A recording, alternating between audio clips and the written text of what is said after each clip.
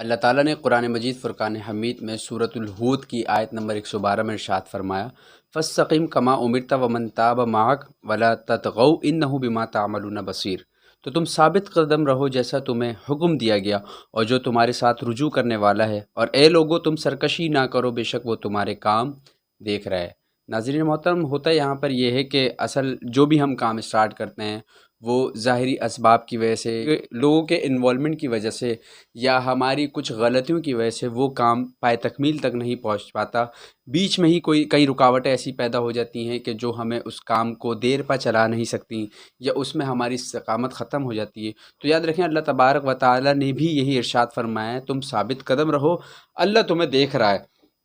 اگر یہ خیال بھی دل میں آ جاتا ہے نا کہ جو میں کام کر رہا ہوں آیا یہ ٹھیک ہے یا نہیں، تو یاد رکھیں کہ اس کا نتیجہ تھوڑا سا دیر سے ملتا ہے اگر کوئی اچھا کام ہے۔ بسا اوقات ہم کوئی بھی نیکی کرتے ہیں تو اس میں ہماری جو ہے وہ استقامت اتنی جلدی نہیں ہو سکتی جیسے گناہوں میں ہو جاتی ہے۔ ہم ایک گناہ کرتے ہیں، اس کی لذت اتنی ہمیں ملتی ہے بظاہر، تو دوسرے گناہ فوراً اس میں ہوتے چلے جاتے ہیں اور ہم نیکیوں سے دور ہٹتے چلے جاتے ہیں۔ یاد رکھیں، جب تو انسان نیکی کرتا ہے تو اللہ تبارک و تعالیٰ فرشتوں کو حکم دیتا ہے کہ اسے فوراً لکھ دو،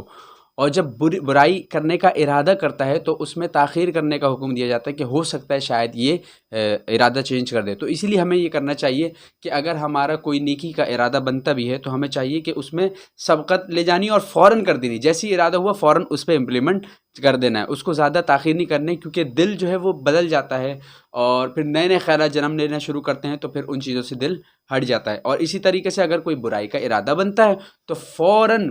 اس میں جو ہے نا عمل کرنے کی ضرورت نہیں ہے، اس میں تاخیر کرنا شروع کریں کہ یار آج نہیں کل کر لوں گا۔ اگر کوئی ایسا عمل ہے کہ جس میں لذت پیدا ہو رہی ہے اور دل اس کی طرف کھینچا چلا جا رہا ہے تو اس میں تاخیر کریں اور نیکیوں میں سبقت لے جائیں۔ تو جب ایسا کریں گے تو پھر کیا ہوا، تو اللہ تبارک و تعالی نے مومنوں کی چونکہ صفات بیان کی۔ یاد رکھیں، قرآن مجید فرقان حمید میں ایک انعام بھی مسلمانوں کے لیے نہیں آیا، مومنوں کے لیے آیا۔ جیسے اللہ تعالیٰ نے قرآن مجید میں ارشاد فرمایا کہ یا ایھا الذین آمنوا ادخلوا فی السلم کافہ، کہ اے ایمان والو اسلام میں پورے کے پورے داخل ہو جاؤ۔ تو سوال یہ پیدا ہوتا ہے کہ اللہ تبارک و تعالیٰ ایک تو ایمان والوں سے ارشاد فرما رہا ہے، اور دوسرا یہ ارشاد فرمایا ہے کہ اے ایمان والو اسلام میں پورے کے پورے داخل ہو جاؤ۔ تو جو چیز داخل ہی ہے پہلے سے، جو بندہ اس میں داخل ہی ہے، اس کو دوبارہ داخل ہونے کا کیوں حکم دیا جا رہا ہے؟ تو یاد رکھیں کہ ہم بظاہر تو کہہ رہے ہوتے ہیں کہ ہم مسلمان ہیں، لیکن جو ہمارے عمل ہوتے ہیں وہ اس چیز کی نفی کر رہے ہوتے ہیں۔ تو اس لیے اللہ تبارک و تعالیٰ نے ارشاد فرمایا کہ اگر تم واقعی ایمان والے ہو تو تمہاری جو ظاہر ہیں، ظاہری اعمال ہیں، اور جو لوگوں سے چھپے ہوئے اعمال ہیں وہ ایک ہوں، اس میں کوئی افراط اور تفریط نہ ہو۔ تو اسی لیے نبی کریم علیہ الصلوۃ والسلام کے فرامین کے مطابق بھی اگر دیکھا جائے تو یہی حکم ہے کہ نیکیوں میں سبقت لے جاؤ۔ تو اگر ہمیں چاہیے کہ اگر کوئی لوگ ہمارے سامنے ملتے ہیں کہ جو نیکی کرتے ہیں تو ان کو اپریشیٹ بھی کرنا چاہیے، جیسے کہ ہم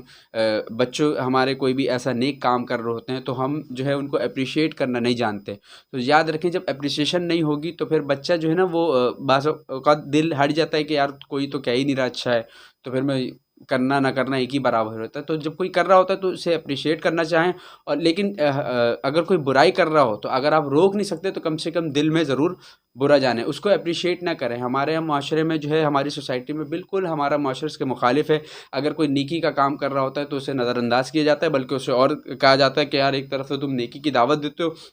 اور دوسری طرف یہ تمہارا حلیہ ہے۔ تو اگر وہ کوشش بھی کر رہا ہے تو آپ کرنے دیں، آپ دلوں کے حال تو نہیں جانتا نا، اللہ تعالیٰ جانتا ہے، انہ علیم بذات الصدور، کہ وہ تمہارے دلوں کے اندر جو چھپے ہوئے راز ہیں اللہ تعالیٰ اس کو بھی جانتا ہے۔ تو تمہاری نیت کیا تھی؟ اگر تم دوسرے کو پوائنٹ آؤٹ کر رہے ہو کہ تم وہاں نیکی کی دعوتیں دے رہے ہو تو وہاں تم لوگوں کو ترغیبات دے رہے ہو، تو اور یہاں پہ تمہارا اپنا عمل، تو آپ تو یاد رکھیں کہ آپ اس کا فیصلہ کرنے والے نہیں ہیں۔ دا ڈے آف ججمنٹ اللہ تعالیٰ فیصلہ کر دے گا کہ اس بندے نے، اس کی نیت کیا تھی اس عمل کے پیچھے۔ تو ہمارا کیا فرض بنتا ہے؟ ہمارا یہ فرض بنتا ہے کہ اگر کوئی اچھے کام کر رہا ہے اور اپریشیشن کرنی چاہیے تو آپ اپریشیٹ کریں، لوگوں کو جو ہے وہ لوگوں کو جو ہے وہ ان کی جو اس میں کامیاب کوشش ہے ان میں مبارکباد بھی دیں، ترغیبات بھی دیں۔ ہم جو ہے اچھے کام کر رہے ہوتے ہیں، اس کی دوسروں کے یہاں برائی کر رہے ہوتے ہیں، ابھی کچھ دن کی بات ہے، تھوڑا دن کرے گا پھر آگے پیچھے ہو جائے گا، یہ جو ہے نا استقامت ہے نہیں، بس نیا نیا شوق ہے وہ کرے گا پھر چلے جائے گا۔ تو اگر اپریشیٹ کریں گے تو انشاءاللہ دوسرے بھی جو ہے نا پھر وہ اس چیز سے رغبت پائیں گے اور وہ بھی عمل کرنا شروع کر دیں گے۔ تو ہم ایک دن کی چھٹی بھی جو ہے نا وہ کرانے کے حق میں نہیں ہوتے۔ بارش ہو، آندھی ہو، طوفان آ رہا ہو، کپڑے پریس ہو نہ ہو، جانا ہے، پڑھائی کا نقصان نہ ہو، کیونکہ تمہارا فیوچر کہیں برباد نہ ہو جائے، تو اس ایک دن کی پڑھائی کے چکر میں بھی ہم ان کے فیوچر کو ٹٹول رہے ہوتے ہیں۔ تو یاد رکھیں کہ اسی طریقے سے جب نبی کریم علیہ الصلوۃ والسلام نے کہا کہ نیکی میں سبقت لے جاؤ، اور وہ چیزیں جو ہم پر حکم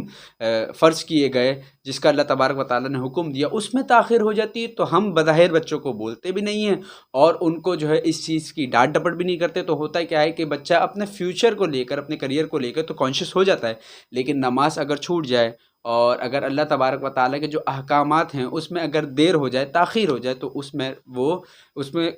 میں جو ہے کوئی ملال پیدا نہیں ہوتا۔ تو یاد